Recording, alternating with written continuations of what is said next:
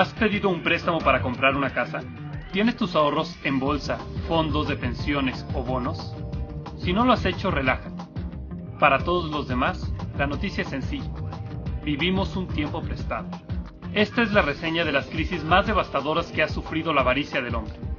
Lecciones que con el tiempo se repiten y que, sin tener duda, seguirán en el futuro. Bienvenido al poder de la especulación. Crisis, una palabra clave. Lo que para unos puede significar el fin de su especulación, para otros podrá convertirse en la oportunidad de ver un entorno con grandes oportunidades. Wall Street representa el poder de la especulación, la evolución de los mercados, sus finanzas y todo lo que puede llegar a causar el anhelo de un mejor futuro. Remontarnos en el pasado hacia un resumen de las crisis con más renombre obliga a la documentación y encuentro de evidencias. Esta mirada al pasado la podemos iniciar con la locura hecha realidad. Llegar a colocar en riesgo las propiedades por el deseo de contar con un tulipán es algo que hoy no puede ser entendido en circunstancias normales. La tulipomanía hizo realidad la locura, una euforia especulativa producida en los Países Bajos durante el siglo XVII, culpable de la rotura en los mercados financieros más sólidos de la región. Sí, la tulipomanía fue uno de los fenómenos económicos y de mercado más relevantes del siglo XVII, porque se presentó una demanda exorbitante y una demanda desproporcionada y fuera de toda racionalidad de los productos del bulbo de tulipán. La flor entró a cotizar en la bolsa. Una curiosa anécdota de la época cuenta que un marinero fue recluido medio año en prisión por haberse comido un tulipán. Lo había confundido con una cebolla. Se le dio ese castigo porque el dueño del bulbo, un próspero mercader, había pagado nada menos que 3,000 florines por la planta. La obsesión por la flor lograría límites extravagantes. Como evidencia notoria de este hecho, todavía se conservan datos que atestiguan la venta de mansiones a cambio de un solo bulbo de tulipán. La gran dificultad para cumplir con los términos de los contratos y la histeria colectiva ocasionaron la quiebra de la economía holandesa. Se especulaba y tenía tantas utilidades con la compra y venta de los tulipanes que inclusive llegó a vender sus casas, sus propiedades o a reemplazar necesidades básicas por la compra, por tener o participar en el mercado de los bulbos de tulipán. Muchos años debieron pasar para poder resarcir los daños. No lejos de los Países Bajos, y con pocos años de por medio, se produciría otra burbuja económica que limitaría las finanzas europeas. Transcurría el año 1720 en Gran Bretaña. En los mares del sur se forjaba una crisis de impacto global. Nunca imaginaron consecuencias en un entorno lleno de optimismo y capital. Los viajes comerciales eran una mina de oro para todos aquellos interesados en especular y ofertar lo que una demanda novedosa estuviera dispuesta a comprar. Un plan que la ruina financiera dejó en entredicho ante la incapacidad ética de manejar el capital. Para el año 1720 era evidente la subida notoria del valor accionario. Se llegaron a colocar hasta un valor de 1,000 libras por acción, equivalentes a 1.000.000 de las actuales. Este fue el valor que alcanzó e incluso superó cada acción de la compañía de South Sea, justo antes del desplome y consiguiente crisis. Como denominador común, la tendencia alcista cambió bruscamente en septiembre, que sería el mes más trágico en donde el desplome llegó con cifras terroríficas para todos los accionistas. El precio de las acciones se había desplomado a 175 libras y la caída sería cada vez más brusca. En 1721 fueron descubiertos los responsables, directivos de la empresa y funcionarios del gobierno en una investigación quedaron al descubierto en una trama de engaños, corrupción y soborno. Para ese entonces, la burbuja estallaría y la caída del mercado representaría una vez más la falta de ética y responsabilidad en los mercados.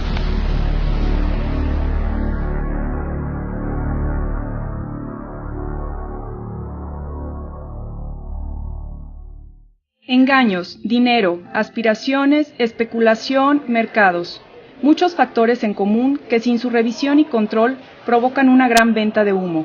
Un mercado basado en oferta y demanda, dispuesto a todo con tal de poder ganar. La posibilidad de crecer fue pensar en invertir en el tren de vapor.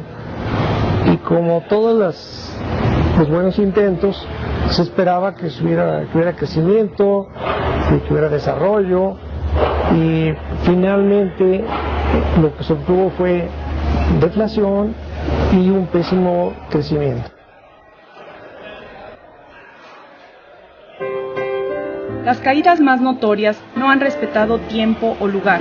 Un análisis de estas crisis no puede olvidar el año de 1873, considerada una época de gran impacto económico de alcance mundial. Tuvo gran resentimiento en Europa y Estados Unidos, un tiempo de especulación alimentado en un fuerte ciclo de crecimiento económico debido a la Segunda Revolución Industrial y la terminación de la Guerra Civil de los Estados Unidos.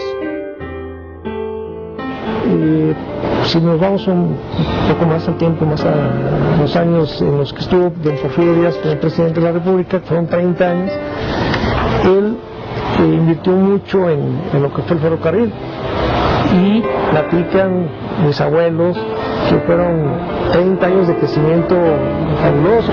A él sí le funcionó. Sin embargo, en lo que se llama la quiebra bancaria, simplemente no resultó. En aquella época, este fenómeno fue denominado la Gran Depresión, y así se le conoció hasta que ocurrió la Gran Depresión del 29, siendo un periodo de deflación y pésimo crecimiento iniciado en 1873. No tuvo las características de regresión económica y quiebras espectaculares que se observaron durante la considerada Gran Depresión, pero sí representó el inicio y base de lo que más adelante tumbaría a los mercados. La empresa Jay Cooke & Company, una importante entidad financiera, tuvo que admitir su total incapacidad de logro en la suscripción de bonos por importes de varios millones de dólares de la compañía ferroviaria Northern Pacific Railway. Jay Cooke & Company habían realizado importantes inversiones en el sector ferroviario, con un futuro prometedor y unas ganancias desorbitadas en un boom que representó, al final de todo, una vil venta de humo. Si tuviéramos que considerar una reina entre las crisis, el año de 1929 consolidaría lo que es capaz de provocar la gran especulación. Recordada como una crisis ejemplar, ha sido comparada con la caída del 2008, momentos únicos que hacen tambalear el sistema económico mundial y el replanteamiento de nuevos candados que impidan la tragedia. Después de la Primera Guerra Mundial, la economía de Estados Unidos creció de manera muy importante, generándose una gran riqueza en todos los ciudadanos de Estados Unidos. Había empleo, crédito, ahorro, consumo y los alegres 20 que todos conocemos. Se ha observado que después de periodos muy prolongados de riqueza, las variables de la macroeconomía, como son el ahorro y la producción, y por el otro lado el consumo y la demanda, se distorsionan. Los consumidores se van a consumir productos de lujo, ostentosos, y la planta productiva se tiene que trasladar hacia satisfacer esa demanda. La Primera Guerra Mundial afectó regiones europeas hasta un punto crítico. El crack del 29 afectó a todo el planeta, cuestionando, una vez más, los propios planteamientos del sistema capitalista. Han sido innumerables las hipótesis realizadas por los especialistas que intentan explicar las causas de la Gran Depresión de los años 30. Por una parte, la teoría económica marxista ha hecho hincapié en el análisis de las grandes crisis del capitalismo, acusando de manera directa a la descoordinación entre producción y consumo. Por otra parte, muchos investigadores han coincidido en la sobreproducción como el indicador culpable, con una contraparte que defiende la inocencia de este proceso, considerándolo un mito idealizado y que no explica todas las posibilidades causales. Cuando ocurre esta distorsión aunada hacia otras formas de ahorro, hacia la bolsa de valores y una falta de regulación, se producen los cracks que hemos visto durante el pasado siglo y principios de este. Con muchos años de por medio, tener los índices reales para poder culpar y elaborar un dictamen de lo ocurrido es clave para guardar el recuerdo de los errores y no volver a cometerlos. Como hemos vivido los procesos, debemos ser conscientes que el hombre no tiene memoria. Con una etapa de casi 50 años, llegaría una crisis energética capaz de cimbrar los mercados y tambalear la economía global. La primera crisis del petróleo tendría lugar en el año 73. Siria, Israel y Egipto son analizados al tener un papel preponderante en los causales de esta crisis. Tras el conflicto bélico contra Israel, los países productores y exportadores de petróleo decidieron parar el mercado. Con un occidente industrializado, encabezado por Estados Unidos, el colapso y la afectación en los procesos económicos serían lógicos ante la necesidad de petróleo abundante y barato. Una vez más, el transporte se convertía en un factor clave, siendo uno de los requerimientos básicos por parte de la gran masa trabajadora americana, que obligaba a Estados Unidos a reaccionar. La demanda del energético alcanzaba cifras peligrosas y podemos concluir cómo se duplicó la demanda del energético entre 1945 y 1974. Con un 6% de la población mundial, Estados Unidos consumía el 33% de la energía de todo el mundo. Hay que destacar que este consumo masivo no se limitaba a territorio americano. Japón, junto a su estructura industrializada de producción masiva, se posicionaba como otro gran cliente en el mercado, aumentando, por tanto, el problema de producción y su consumo, así como la relación entre capacidad y uso. Con una economía norteamericana colocada en la cuarta parte de la producción industrial mundial, la relación lógica se rompería al establecer que los trabajadores norteamericanos eran 4 veces más productivos que la media global, pero con un alto costo, ya que a cambio, el país consumía 5 veces más energía. Durante el mandato del presidente Richard Nixon, el modelo económico norteamericano estaba completamente agotado. Como evidencia de esta caída, el crecimiento era nulo con una inflación preocupante. Algunas políticas estructurales de Occidente fueron valoradas y diseñadas en un nuevo mundo cambiante, con una mayor conciencia energética y una política monetaria más restrictiva para combatir mejor la inflación, y el futuro económico parecía tener una buena meta hacia el crecimiento. Una lección que no se aprendió de manera práctica. 2014 pasará después de varias décadas como un clon en la crisis energética vivida en el pasado.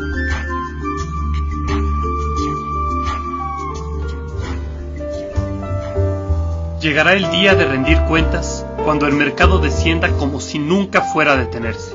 Una aseveración hecha realidad. La advertencia del economista e historiador de las crisis financieras John Kenneth Galbraith se podía leer como presagio en un artículo publicado en la revista The Atlantic en enero de 1987. Apenas unos meses después, los malos augurios se hacían realidad. Wall Street entraba en pánico y se mostraba una aseveración que, con el tiempo, se ha hecho rutina. No solo parecieran ser cíclicas las crisis, sino que su exposición viene en espacios cada vez más cortos de tiempo. Denominado el Lunes Negro, el 19 de octubre de 1987, los mercados de valores de todo el mundo se cayeron en un espacio de tiempo muy breve, siendo las bolsas norteamericanas las más afectadas en este proceso. El pánico bursátil del Lunes Negro fue el mayor derrumbe porcentual sucedido en un mismo día en la historia de los mercados de valores. En apenas unas horas, los inversores estadounidenses pudieron percatarse cómo perder $550,000 millones era cuestión de horas. La magnitud de una caída no discriminó entre profesionales y particulares, creando el caos sistémico y enseñando una vez más el poder de la especulación. En cálculos aproximados, se estimaron pérdidas en las delegaciones más representativas. Warren Buffett perdió $347 millones. Bill Gates reportaba pérdidas de $255 millones. La familia de Sam Walton, de los almacenes Walmart, menguaba su riqueza en $1,750 millones.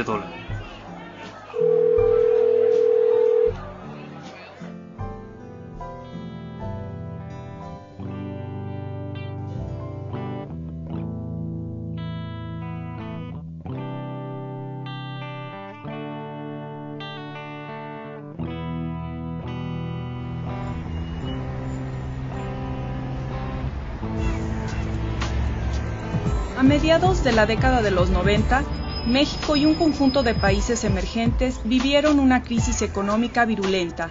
Sin embargo, las medidas instrumentadas en el momento por las autoridades financieras permitieron contener y revertir la crisis en un plazo relativamente corto. Centrando a esta crisis como un efecto dominó, México fue un referencial.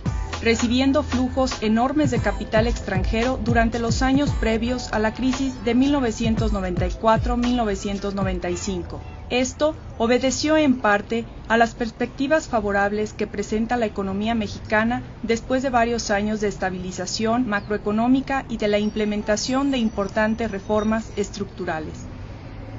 La transición política en México del presidente Salinas al presidente Zedillo fue algo que implicó muchísimo en los mercados. Tuvimos una devaluación y fue realmente creador de una crisis. El proceso de liberalización financiera que se había iniciado en 1988 y un entorno internacional muy propicio dieron un impulso adicional a la entrada de capitales. Así, de 1991 a 1993, esas entradas de capital a México alcanzaron un promedio anual de casi el 8% del Producto Interno Bruto. Recuerdo la inestabilidad del mercado. Trabajando en el área de divisas, comprobé lo que una devaluación puede afectar. Todos los factores macroeconómicos se desestabilizan y realmente no sabíamos qué hacer. Lo teníamos de frente y no había una solución. Una visión muy difundida en aquella época era que el déficit externo no podría ser fuente de problemas graves cuando estaba generado por el sector privado y las finanzas públicas mostraban una situación de fortaleza. Sin embargo, esta perspectiva no ponía suficiente atención en que el déficit con el exterior era financiado, en lo principal, con capitales de corto plazo, bajo un régimen de tipo de cambio semifijo o predeterminado. La devaluación tumbó al mercado, se desquebrajaron todos los cimientos y la indecisión se traspasó a riesgo, un riesgo alto con un mercado roto.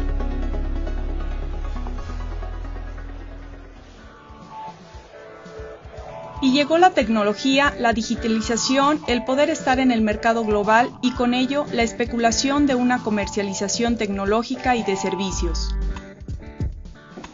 Dichas empresas de tecnología pretendían hacerse una cuota de mercado de una manera muy rápida, con lo que al salir en la oferta pública pretendían cubrir con los gastos toda la plataforma tecnológica.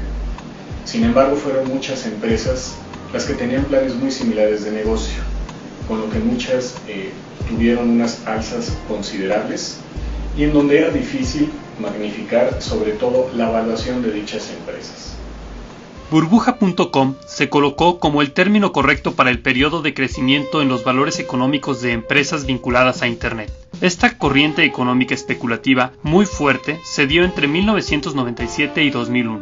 Durante este periodo, las bolsas de valores de las naciones occidentales vieron un rápido aumento de su valor debido al avance de las empresas vinculadas al nuevo sector de Internet y a la llamada nueva economía. Al pasar el tiempo, muchas de estas empresas quebraron o dejaron de operar. Ahora viví el cambio de una manera muy particular. De repente todos los procesos tenían que ser electrónicos y las expectativas de las empresas eran tan grandes que esto se convirtió en una de las caídas más estrepitosas. El periodo fue marcado por la fundación y en muchos casos espectacular quiebra de un nuevo grupo de compañías basadas en Internet designadas comúnmente empresas.com, una combinación de un veloz aumento de precios de las acciones, la especulación individual y la gran disponibilidad de capital crearon un ambiente exuberante. El estallido de la burbuja.com marcó el principio de una relativamente suave pero larga recesión en las naciones occidentales. Clave. La velocidad con que corre la información provocará una toma de decisiones acelerada, que dependerá de qué tan veraz sea esta información para que no se convierta en una crisis.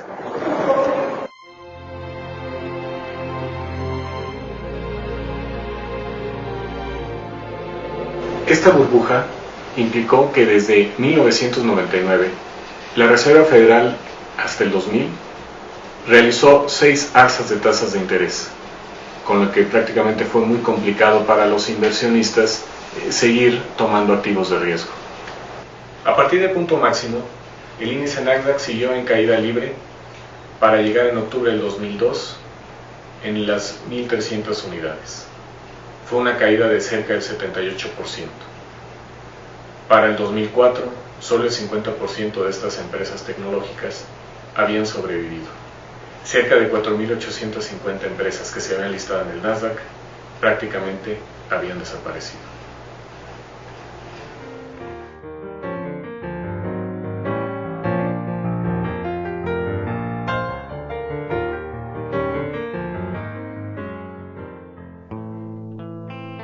...2008 pasará a la historia como uno de los años de mayor impacto económico.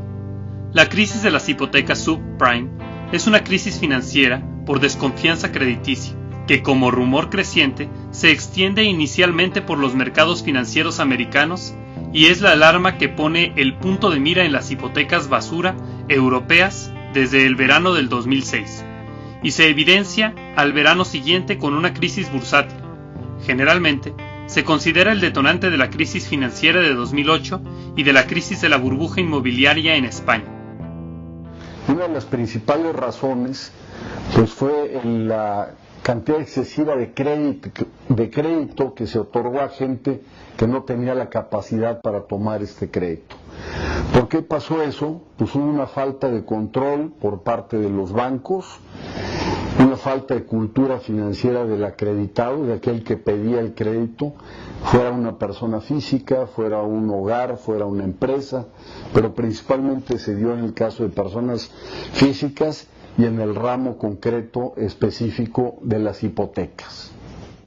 Las hipotecas de alto riesgo, conocidas en Estados Unidos como créditos subprime, eran un tipo especial de hipoteca preferentemente utilizado para la adquisición de vivienda y orientada a clientes con escasa solvencia, y por tanto, con un nivel de riesgo de impago superior a la media del resto de sus créditos. Su tipo de interés era más elevado que los préstamos personales, aunque en los primeros años tenían un tipo de interés promocional, y las comisiones bancarias resultaban más gravosas.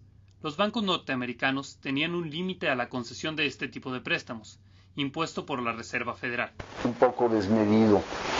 Hay una falta de control también por parte de riesgo de las aseguradoras, las cuales empiezan a emitir nuevos productos derivados, como fueron los Credit Default Swaps, que son seguros contra los créditos que tomaban los bancos, de tal modo que el riesgo que tomaba el banco con aquel acreditado que no tiene capacidad de pago, lo absorbía la aseguradora a través de este Credit Default Swap. También hubo una explosión del mercado de derivados que llegó a valer más de 50 trillones de dólares. Imagínense esto, una montaña de productos sintéticos que después, al venir la crisis, se despiramida toda esa cantidad de derivados que habían en el mercado. Dado que la deuda puede ser objeto de venta y transacción económica mediante compra de bonos o titularizaciones de crédito, las hipotecas subprime podían ser retiradas del activo del balance de la entidad concesionaria, siendo transferidas a fondos de inversión o planes de pensiones. Pues esta excesiva protección del gobierno hacia algunos jugadores del mercado se localiza específicamente en los grandes bancos y en las grandes corporaciones, por ejemplo en Citibank, en Bank of America, en algunos otros bancos muy grandes, en corporaciones como el caso de General Motors, que por su tamaño el gobierno necesitaba proteger. ¿Por qué? Porque podía haber un desplome, un colapso del sistema financiero en su conjunto. Esto ya había pasado por los elevados grados de apalancamiento que traían estas empresas, a la par que en riesgos de crédito excesivos y mal medidos. En resumen, se dio una privatización de las utilidades y una socialización de las pérdidas, lo cual para la economía en su conjunto tuvo muy graves consecuencias. El nada nuevo, too big to fail, too big to fall, demasiado grande para no ser salvado. La evidencia de que importantes entidades bancarias y grandes fondos de inversión tenían comprometidos sus activos en hipotecas de alto riesgo provocó una repentina contracción del crédito y una enorme volatilidad de los valores bursátiles, generándose una espiral de desconfianza y pánico inversionista y una repentina caída de las bolsas de valores de todo el mundo, debido especialmente a la falta de liquidez.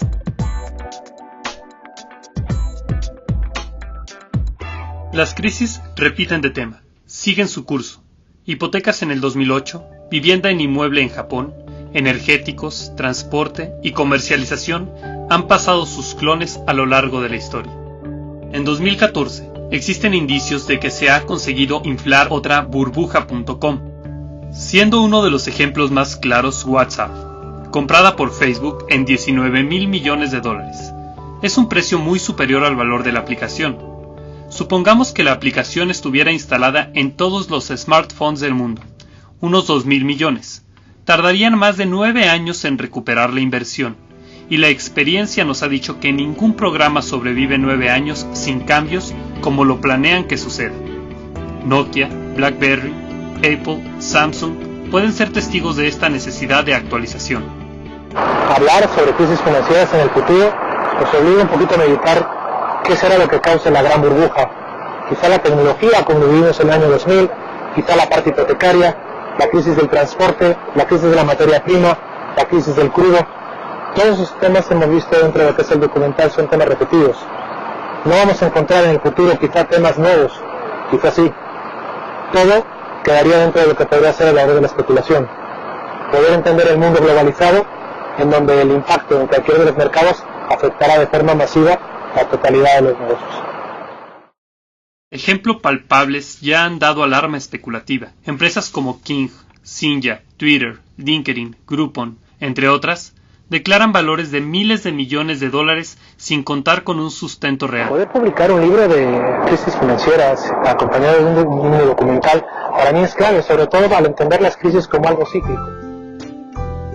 ¿Estaremos inmersos en una nueva crisis? No lo dude, véalo como una oportunidad. El mundo tiene sentido, solo es cuestión de entenderlo.